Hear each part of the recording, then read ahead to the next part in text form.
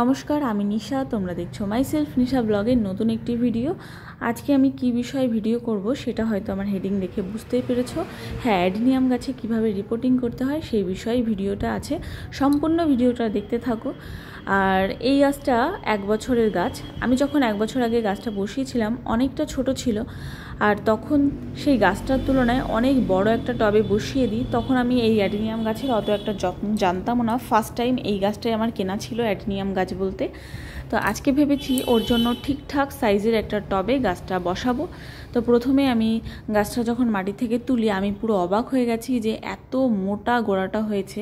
আর আমরা সবাই জানি অ্যাডিনিয়াম গাছের এই মোটা গোড়াটাই তার সৌন্দর্য। এখন আমি গাছটাকে ভালোভাবে জল দিয়ে ধুয়ে এনেছি। এখন এই গাছটার গোড়াটায় আমি ভালোভাবে রুট হরমোন দিয়ে দেবো, যাতে গাছটার কোনো রকম কোনো অসুবিধা না হয়। আর একটা কথা, সেটা হলো এই ভিডিওটা আমার বেশ অনেক দিন আগেই করা ছিল, তা আমি একটু লেট করেই ভিডিওটা তোমাদের দিচ্ছি। তার কারণ আমি দেখছিলাম এইভাবে রিপোর্টিং করলে গাছগুলোর কোনো অসুবিধা হয় কি না।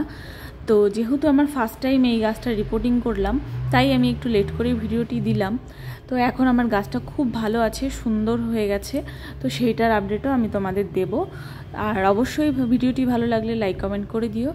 ভালোভাবে গাছের গোড়ায় আমি এইভাবে রুট হরমোনগুলো দিয়ে দিচ্ছি। শিকড়গুলো কিন্তু একটু বেশি করেই দিতে হবে, কারণ এত বড় গাছ একটা টবে বসাবো, যাতে কোনো রকম কোনো ক্ষতি না হয়। তো সেই হিসাবে ভালোভাবে সুন্দরভাবে রুট হরমোনটা ভরিয়ে এখন দেখো আমি কিভাবে গাছটাকে রিপোর্টিং করি।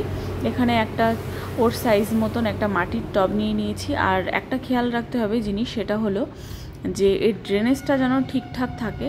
তো সেই কারণে আমি মাটির টবের নিচে কয়েকটা পাথর দিয়ে দিয়েছি, যাতে ড্রেনেজটা একদম ঠিকঠাক থাকে। আর এখন মাঝ বরাবর গাছের মোটা গোড়াটা একটু উপরে রেখে শিকড়গুলো নিচে রেখে আমি মাটিগুলো একটু চেপে চেপে ভালোভাবে গাছটা সেটিং করে নিচ্ছি। দেখো কিভাবে গাছটা সেটিং করতে হয়। আর যেহেতু মাটিটা একটু ভেজা ভেজাই আছে, সেই কারণে কিন্তু এখন মাটিটা আমি একদম কাদা কাদা করিনি জল দিয়ে। আর মাটিটা সবসময় এরকম আলগা আলগা থাকলেই গাছগুলো সব থেকে ভালো হয়। রিপোর্টিং করার পরে গাছটাকে কিন্তু এমন জায়গায় রাখতে হবে যেখানে একটু ছায়া থাকে।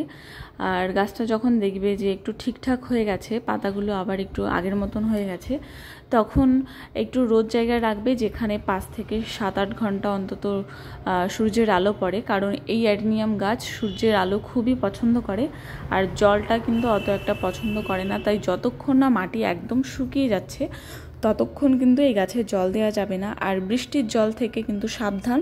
বৃষ্টিতে এই অ্যাডিনিয়াম গাছের গোড়া অনেক পচে যায়, অনেক বড় বড় গাছ মারা যায় শুধুমাত্র এই বৃষ্টির জলে। তাই আমাদের একটু খেয়াল রাখতে হবে যে বৃষ্টির জল যেখানে পড়ে সেখানে যেন অ্যাডিনিয়াম গাছগুলোকে না রাখা হয়। আর আমি এই বৃষ্টিতে প্রত্যেকটা গাছগুলোকে এমন জায়গায় রাখি যেখানে বৃষ্টির জল পায় না।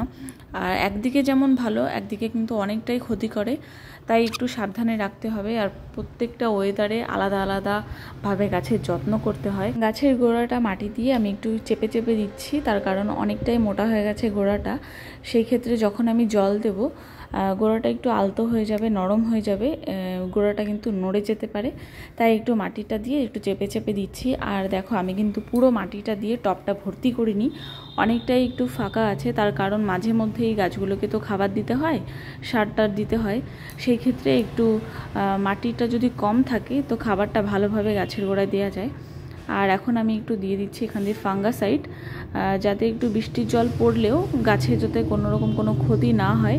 একটু বেশি করেই ফাঙ্গাসাইডটা দিয়ে দিতে হবে, এতে কিন্তু গাছ খুব ভালো হয়। আর খুব অল্প সময়ের মধ্যে গাছগুলো তোমার আগের মতন আবার ঠিকঠাক সেটিংয়ে চলে আসবে।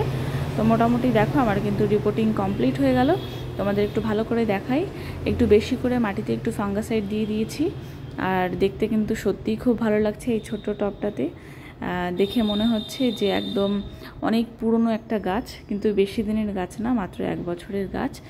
তো আমার ভিডিওটি তোমাদের কেমন লাগলো অবশ্যই কিন্তু জানিও। ভালো লাগলে অবশ্যই লাইক, সাবস্ক্রাইব আর শেয়ার করতে ভুলো না।